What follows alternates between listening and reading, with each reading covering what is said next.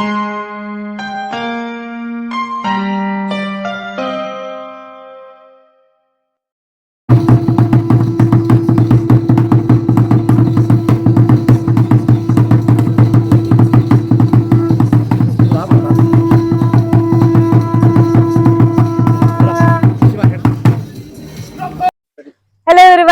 Back to Shanthi's kitchen UK. Hope எல்லாரும் நல்லா இருக்கீங்கன்னு நினைக்கிறேன். சோ நம்ம இன்னைக்கு பார்க்க போறது ஒரு பொடிங்க, அதாவது ரைஸ்ல போட்டும் சாப்பிடலாம், இட்லி தோசைக்கும் சாப்பிடலாம். இது கருவேப்பிலை பொடி. சோ நமக்கு எல்லாருக்குமே தெரியும் கருவேப்பிலை வந்துட்டு எவ்வளவு இம்பார்ட்டன்ட் நமக்குன்னுட்டு. சோ இந்த பொடி நீங்க செஞ்சு வச்சுட்டீங்கன்னா டெய்லி ஒரு டீஸ்பூனோ ஒரு டேபிள் ஸ்பூனோ நீங்க வந்துட்டு எதர் இட்லி தோசைக்கோ இல்ல நீங்க சாதத்துக்கோ போட்டு சாப்பிட்டீங்கன்னா நமக்கு கிடைக்க வேண்டிய எல்லா அந்த விட்டமின்ஸ் மினரல்ஸ் வந்துட்டு நமக்கு கண்டிப்பா கிடைக்கும். சோ கண்டிப்பா இந்த பொடியை செஞ்சு வச்சுக்கோங்க, உங்களுக்கு ரொம்பவே யூஸ்ஃபுல்லா இருக்கும். அந்த பொடி எப்படி பண்ணலாம்னு சொல்லி பார்க்கலாம் வாங்க. கருவேப்பிலையை நல்லா கழுவிட்டு இதை மாதிரி ஒரு டவலில் நல்லா அந்த ஈரெல்லாம் போன பிறகு ஃபேன் உணர்த்தலாவோ இல்லை வருமனாவோ ஒரு நாளைக்கு விட்டுட்டிங்கன்னா நல்லா காஞ்சிடும். அதுக்கப்புறம் அதை வந்துட்டு பவுடர் பண்ணி வச்சுக்கலாம். இன்னைக்கு என்னம்மா பண்ணுறோம்? இன்றைக்கி கருவேப்பிலை பொடி பண்ணி காமிக்க போகிறேன். ஓகே, அதுக்கு தேவையான பொருள்லாம் எடுத்து வைக்கிறேன். ஓகே, அது பார்த்துங்க.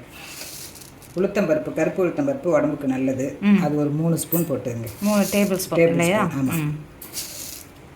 அடுத்து கடலைப்பருப்பு 2 டேபிள் ஸ்பூன். ஓகே.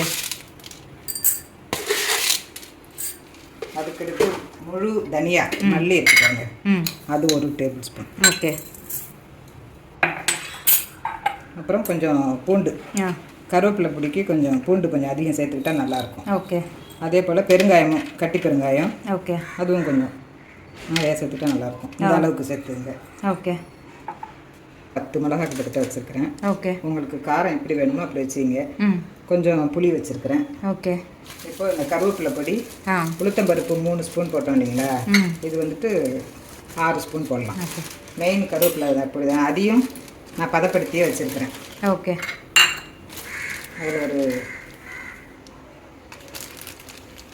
6 டேபிள் ஸ்பூனா?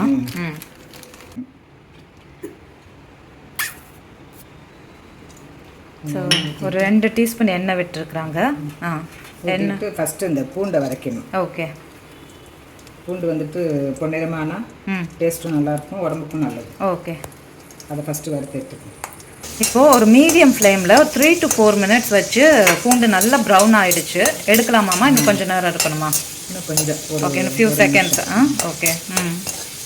நல்லாவே ப்ரௌன் ஆகிடுச்சு. இந்த பதத்தில் எடுத்துடலாம். ஓகே. கொடுத்து கொஞ்சம் இது பண்ணிக்கலாம்.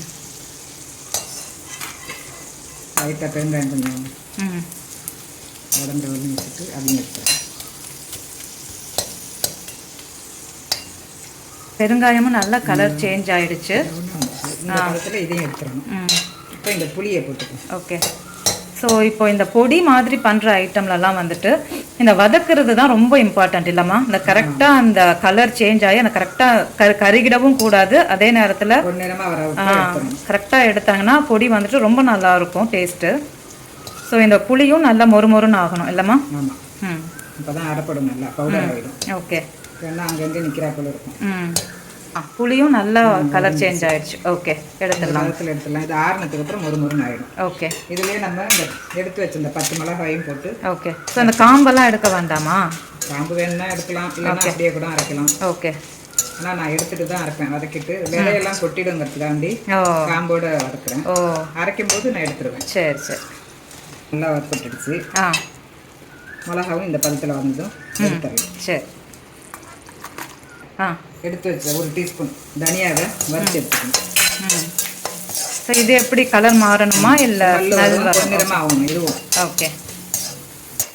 ஸோ தனியா வந்துட்டு சிம்மில் வச்சு ஒரு 2 to 3 மினிட்ஸ் வதக்கிருக்கிறாங்க. கலர் நல்லா சேஞ்ச் ஆகிடுச்சு, பொன்னிறமாக வந்துடுச்சு. ஓகே. இந்த பதத்தில் வந்து ஸ்மெல்லும் நல்லா இருக்குது. ஓகே. இந்த பதத்தில் எடுத்துடணும். எல்லாமே இது வரலையும் நாங்கள் எடுத்ததெல்லாம் எல்லாம் ஒன்றா வச்சுக்கணும். ஓகே.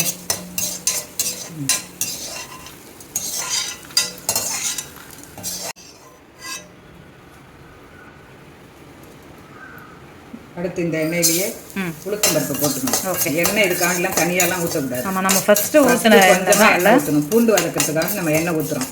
அந்த எண்ணெயிலேயே 1 by 1 ஒன்றா வறுத்து எடுத்துக்கலாம். ஓகே. இதுக்கெல்லாம் வந்துட்டு எண்ணெய் அதிகம் தேவையில்லை, அதனால் வந்துட்டு ஊற்றாமையே அந்த இதுலேயே வறுத்து எடுத்துக்கலாம். ஸோ உளுந்தும் நல்லா கலர் மாறிடுச்சு. பொன்னிறமாக வந்துடுச்சு. இப்போ இந்த பதத்தில் இதையும் எடுத்து கொடுத்துருக்கோம். ஓகே. லாஸ்ட்டாக கடலைப்பருப்பு போடுறோம். ஓகே. கடலைப்பருப்பும் பொன்னிறமாக வரணும். ஓகே. இதெல்லாம் வந்துட்டு எண்ணெய் இல்லாமல் ட்ரையாக கூட வறுத்து நீங்கள் செய்யலாம். பூண்டு மட்டும் கொஞ்சோண்டு எண்ணெய் ஊற்றி வதக்கி எடுத்துட்டு மறுபடியும் இது பருப்பெல்லாம் கூட ட்ரையாக வதக்கி நீங்கள் செய்யலாம். பொடி பண்ணலாம். ஓகே. இப்படியும் பண்ணலாம், அப்படியும் பண்ணலாம். ரொம்ப நாளைக்கு வரணுன்னாக்கா எண்ணெய் ஊற்றாமல் ட்ரையாக கூட பண்ணிக்கலாம். ஓகே. கொஞ்சம் 1 மாதம் 2 மாதத்துக்குள்ளே சாப்பிட்றதா இருந்தால் இப்படி பண்ணிக்கலாம். நான் உங்களுக்கு கம்மியாக செஞ்சு காமிக்கிறேன். உங்களுக்கு அதிகம் வேணும்னா இதுவே அதிகப்படுத்திக்கோங்க. ஓகே. ஸோ கடலைப்பருப்பும் நல்லா கலர் சேஞ்ச் ஆகிடுச்சு. பொன்னிறமாக வந்து ஓகே. எல்லாம் கொஞ்சம் பொறுமையாக வச்சு வதக்கணும் இல்லைம்மா? மட்டும் தனித்தனியாக போட்டு வச்சிங்கன்னா தான் டேஸ்ட் உங்களுக்கு நல்லாயிருக்கும். வேலைக்கு போகிறவங்களுக்கெல்லாம் ரொம்ப நல்லா யூஸ்ஃபுல்லாக இருக்கும். இப்போது அம்மா ஸ்டவ் வந்துட்டு ஆஃப் பண்ணிட்டாங்க. ஆஃப் பண்ணிவிட்டு அந்த சூட்டுலேயே கருவேப்பிலை பொடியை போட்டு ஓகே 2 வதக்கணும். ஓகே. அது வதக்கும் போது அதனுடைய ரியல் ஸ்மெல்லு டேஸ்ட்டு எல்லாமே வரும். ஓகே.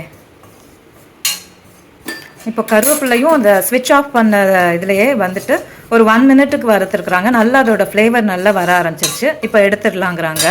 நல்லா சூடாக இருக்கும். ஸோ தொட்டு பார்த்தா ஓகே நல்லா சூடாகவும் இருக்குது. ஓகே. இந்த பழத்தில் எடுக்கணும். ஓகே.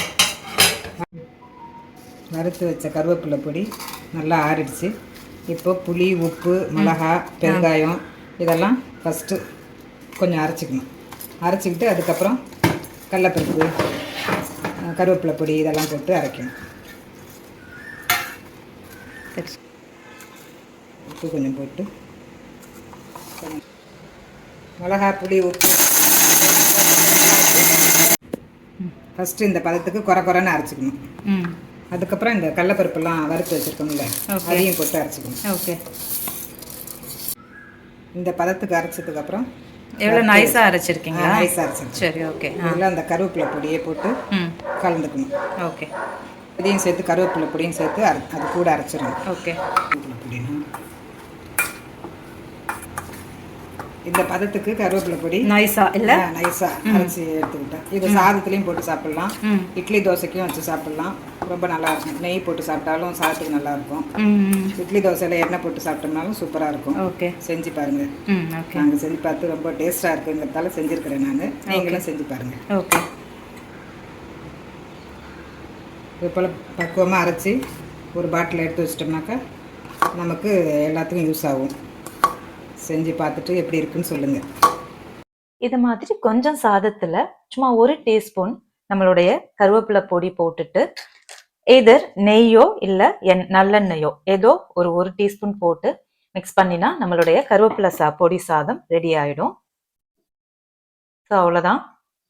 ரொம்ப டேஸ்டியான கருவேப்பிலை பொடி சாதம் ரெடி.